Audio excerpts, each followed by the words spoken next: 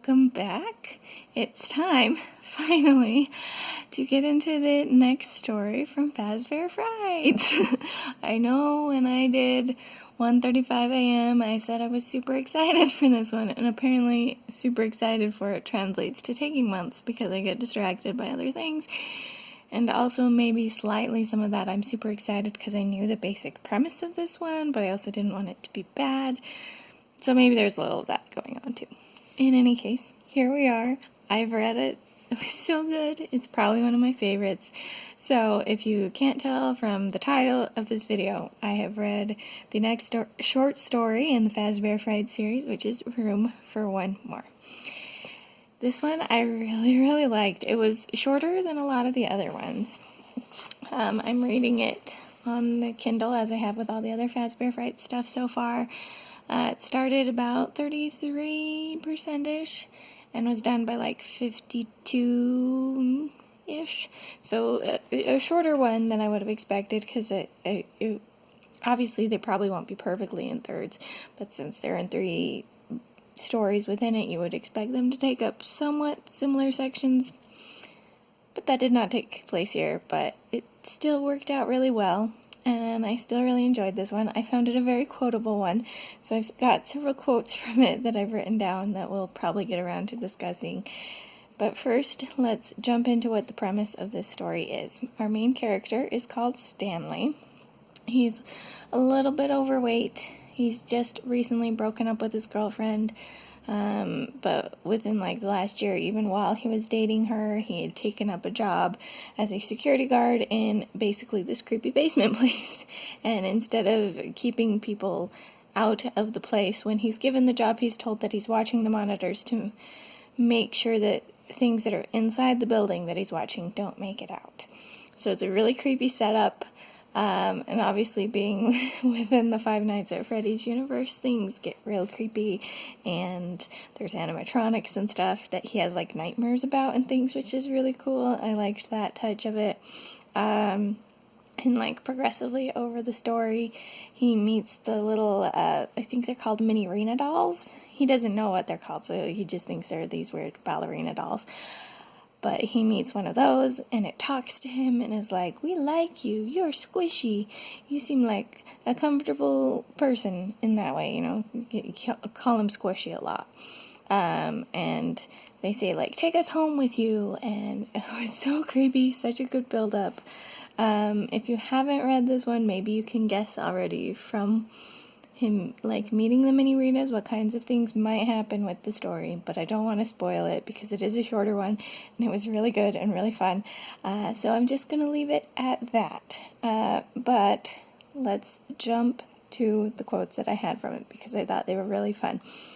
So every day when he goes to this place that he's doing the security for, he has to walk by this bio-waste bin that just smells awful, and every time he like kind of gags and holds his breath when he has to walk by it, and the first line that I quoted is in relation to that, and it was, "Just like the bio-waste bin, Stanley's job stink." And I thought that was a fun touch, that it's like, we've referenced this stinky bio-waste bin a few times, and then Stanley's like, "My job stinks too." So that was great. The next thing I quoted, "It was strange to be a guard and not really know what you were guarding," which, as I mentioned, his job is kind of different because he's watching the monitors so that things don't get out of the building he's in instead of like people trying to break into the building or something. So that was a fun touch to kind of add some of the creep and the mystery to the story as well. This next quote that I wrote down was actually one that I was mildly offended by because I used to have a job working at an aquarium and specifically taking care of frogs. And this next one, I forget what they were describing, but they described it as stagnant as a frog pond. And I was like, well, what does that mean? Why would a frog pond have to be stagnant? I mean, yes, if they live in a pond, ponds typically don't have a ton of moving water, which is kind of what stagnant means, but I was like so mildly offended that you'd imply that frogs could only live in gross, stagnant water, because that was the context of it. So that was just I'm so offended from my own personal experience with things, and anyway, so that was a silly one. And then as stuff is getting creepier and building up within the story, this next one came up where he said, nobody guards the security guard. And I thought that was kind of a clever play on things too. Kind of like with the byways thing, kind of like the earlier one where it's like it's strange to be a guard and not know what I'm guarding. I thought that was just a fun little touch too. And then at one point in the story, his sister comes to visit, and she tells him that you look like death holding a cracker. And it was just the most amusing way to describe somebody who looks sick that I've ever heard. I've never heard this phrase. They kind of reference that their grandma said it, and that I think she was Southern, so maybe it's a common thing in the South, but it's not a phrase I'd ever heard, and it just kind of cracked me up, and I thought that was great. But yeah, that's just kind of some of my thoughts and feelings and some of my favorite quotes from Room for One More.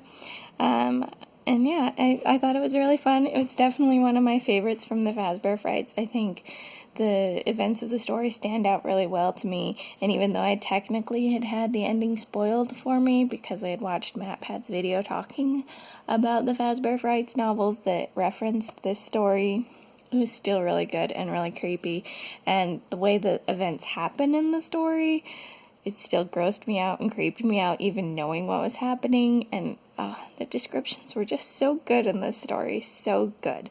So I'm really happy that I read it, and we'll move on to the next one, hopefully sooner than it took for me to get to this one, because there is still a whole other book of Fazbear Frights that's out right now that I haven't read, and then there's another one that comes out in September, so I hope to be a little closer to caught up, if not all the way caught up by that one, the time that one comes out. So we'll see if it happens or not, because my rating is very weird right now. But yeah, I hope you guys enjoyed kind of this little mini review about this short story. If you've been reading the Fazbear Frights, let me know what you think, if you have any favorites so far, if you liked Room for One More or not, all that fun kind of stuff. I'd love to have discussions about all the Fazbear Frights stories down below in the comments. So I think that's all I've got for now, but this is the Umlaut Harper signing out.